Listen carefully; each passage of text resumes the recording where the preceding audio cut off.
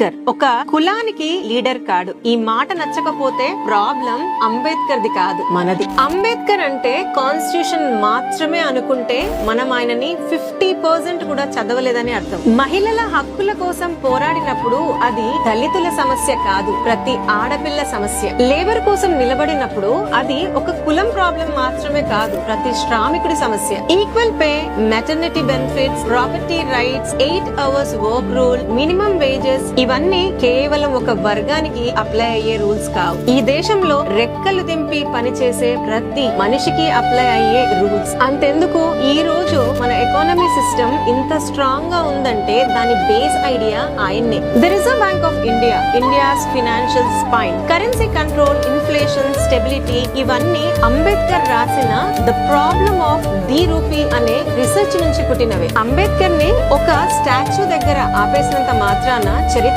మారిపోదు. అంత పెద్ద వ్యక్తిని చిన్నగా చూడాలి అనుకుంటే చిన్నగా అయ్యేది ఆయన వ్యక్తిత్వం కాదు, మన ఆలోచనదే.